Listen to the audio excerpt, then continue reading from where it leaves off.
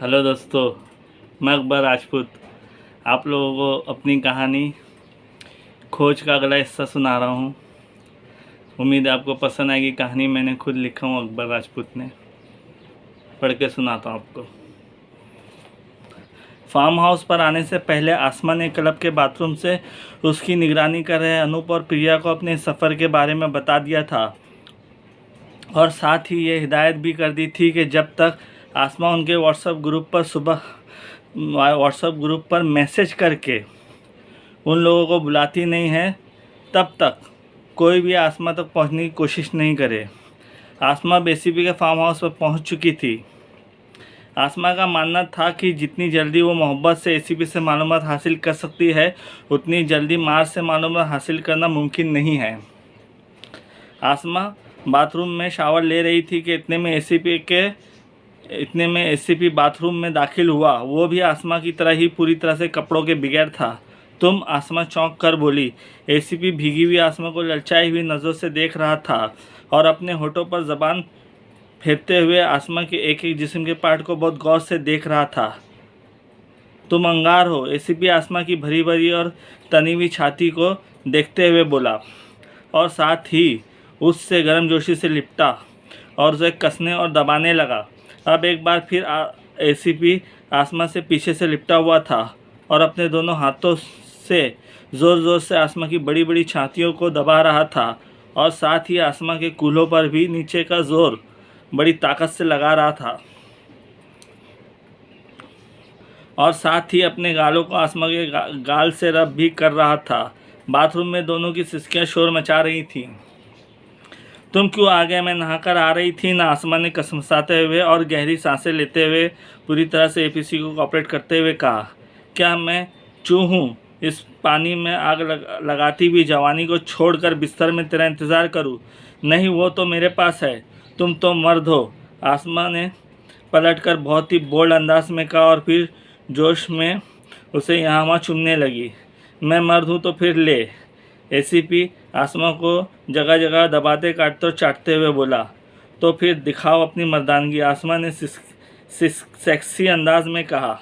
तो फिर बन कुत्ती। एसीपी ने आसमा को पलटाया और फिर झुकाते हुए बोला और इसमें आसमा ने उससे कॉपरेट किया। एसीपी का सारा जोश आसमा पर निकल रहा था। आसमा भी पुरजोश अंदाज में उसे कॉपरेट कर रही थी। एसीपी अपनी पूरी ताकत से जोर लगा रहा था, जिससे आसमा की चीख निकल रही थी। ज़ोर ज़ोर की आवाज़ें तो एसीपी के मुंह से भी निकल रही थी। शायद उसे बहुत ही ज़्यादा मज़ा आ रहा था। उसी पोजीशन में ज़ोर लगाकर एसीपी ने आसमा को औंधा ज़मीन पर लेटा दिया। अब वो पूरी तरह से आसमा के ऊपर औंधा लेटा हुआ था। आसमा के ऊपर औंधा लेटा हुआ था और आसमा को बहुत ही ज़ोर ज़ोर के झटके दे रहा था। हर झटके पर आसमा की चीख निकल रही थी, पर वो बराबर अपने कूलों को कुछ ऊपर करके एसीपी को कॉपरेट करती, पर एसीपी का झटका फिर आसमा के कूलों को दबाकर नीचे कर देता। बदले में आसमा के कूलों का जोर फिर एसीपी की तरफ होता। इन दोनों को इस कुश्ती में बड़ा मज़ा आ रहा था, पर हार एसीपी की हुई। अब वो अंधा आसमा पर पड़ा हाँप रहा था और आसमा भी एसीपी के नीचे औंधी पड़ी हाँप रही थी। वो दोनों काफ़ी वक्त तक इसी पोजीशन में पड़े रिलैक्स हो रहे थे। कुछ वक्त बाद दोनों उठे और मिलकर शावर लिया। शावर के बाद दोनों ने टॉवेल से अपने बदन को सुखाया और बेडरूम में आकर बगैर कपड़ों के बेड पर लेट गए। एसीपी से लगकर आसमा लेटी थी। उसका मुँह एसीपी की छाती पर था और हाथ नीचे मसलने में मसरूफ़ था। एसीपी खुश था कि आसमा उससे सेकेंड राउंड के लिए तैयार कर रही है, पर आसमा के जहन में तो कुछ और था। उसने सोच समझ कर एसीपी को पहले रिलैक्स किया था कि बाद में अपनी मोहब्बत से दूसरे राउंड के लिए तैयार करने के दौरान हर बात मालूम कर लेगी, और हुआ भी बिल्कुल ऐसा ही। एसीपी ने एक एक बात आसमा को बता दी। उसे आसमा पर बिल्कुल भी शक नहीं हुआ। उसे तो बस वो एक कॉल गर्ल समझ रहा था और सब कुछ बड़ी डींगे हाँक हाँक कर बता रहा था। इस दौरान एसीपी को एक ऐसी कॉल भी आई थी जिस पर आसमा का ध्यान खास तौर पर गया था और उसने एसीपी के फ़ोन खुलने के पासवर्ड को भी अपने जहन नशीन कर लिया था। वो बाथरूम में जाने के लिए उठी और फिर कुछ इस तरह अपने फ़ोन को उठाकर चेक किया जैसे इंसान नॉर्मल अपने फ़ोन को चेक करता है। पर इस फ़ोन चेक करने के दौरान में आसमा ने अपने डिटेक्टिव ग्रुप पर मैसेज डालकर अपने साथियों को अंदर बुलाया था।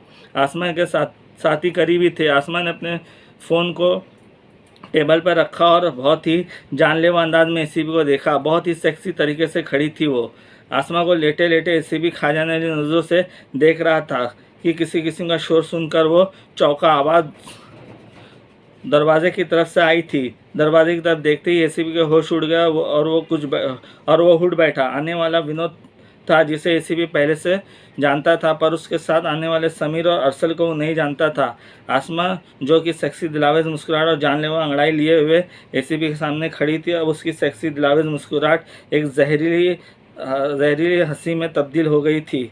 उसने पास ही में पड़े एसीपी अरे यार उसने पास ही में पड़े हुए एसीपी के टी शर्ट को उठा कर पहना। टी शर्ट लंबा था, सो वो अपने आसमा के कूलों को नीचे तक आ गया। समीर और अरसल ने स्पॉट पर आकर अनूप और प्रिया से चार्ज लेकर उन्हें रिलीज़ कर दिया था। ये सब क्या है? एसीपी आसमा को देखकर हकलाया। तेरी मौत, आसमा ने जहरीले लहजे में कहा और पास में पड़े हुए एसीपी के फ़ोन को उठाया। अरे अरे, ये क्या कर रही हो तुम? एसीपी हाथ बढ़ाकर आसमा से अपने फ़ोन लेना चाहता था कि उसके उसके कानों में समीर की आवाज़ गूंजी, जैसे हो वैसे ही पड़े रहो वरना गोली मार दूंगा।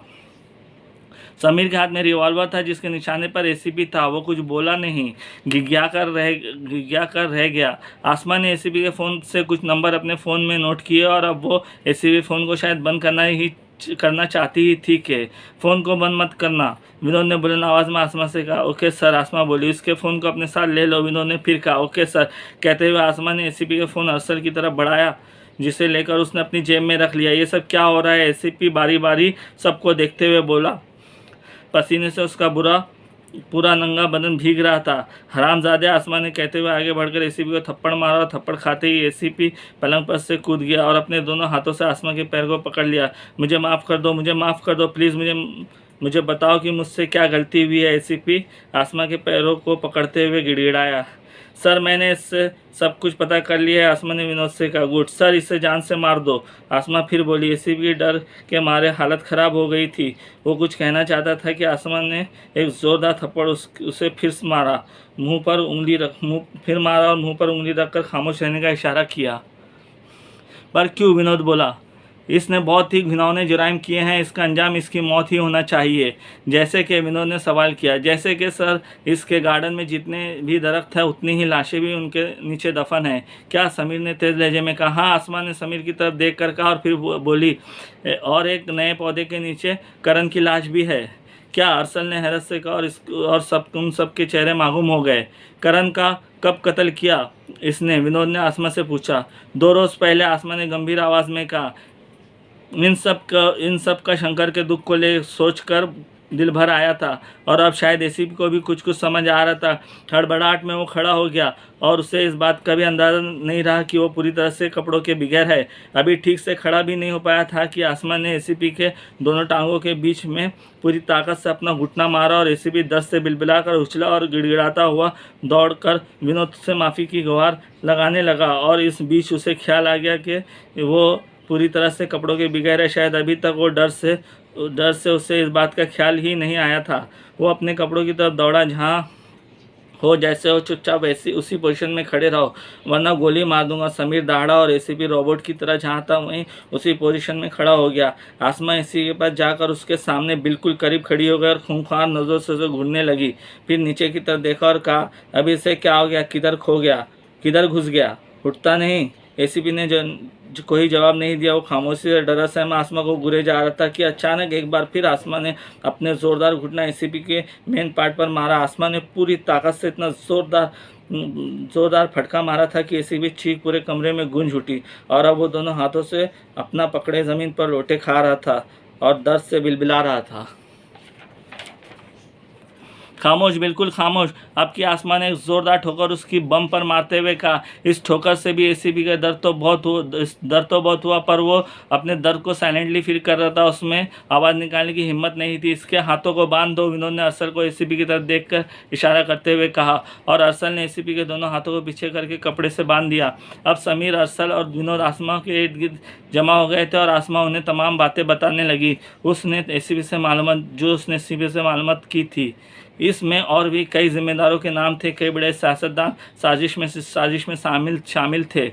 तमाम बातों को सुनने के बाद विनोद ने आसमा से कहा, आसमा तुम जिन भी लोगों के नंबर एसीपी के फ़ोन से लिए हैं उन्हें अपने ग्रुप पर शेयर करो। जी सर। और सब सुनो, जिन भी बड़े लोगों का नाम और सियासतदानों का नाम इस केस में आया है, अभी हमें उन पर ध्यान नहीं देना है क्योंकि हमारी कानूनी तौर पर कोई हैसियत नहीं है।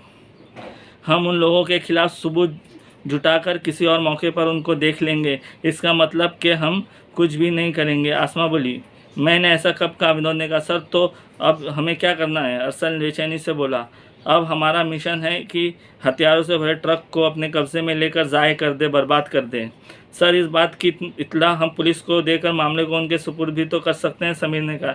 एक पुलिस वाला तो ये नंगा पड़ा है और ना जाने ऐसे कितने लोग होंगे इनके पीछे। इतने बड़े सियासतदानों का नाम आया है, बस कानूनी कार्रवाइयाँ होती रहेंगी और हथियार नक्सलियों तक पहुंच जाएंगे।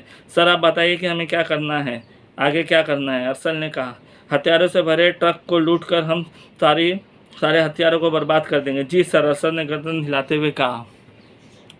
आसमा तुमने क्या नाम बताया था जो हथियारों को मायावादियों तक पहुंचाने वाला है? उसका दारा के फ़ोन नंबर को आसमा ट्रैकिंग पर डालो। Okay sir. असल तुम एसीपी फ़ोन को साइलेंट कर दो, उसे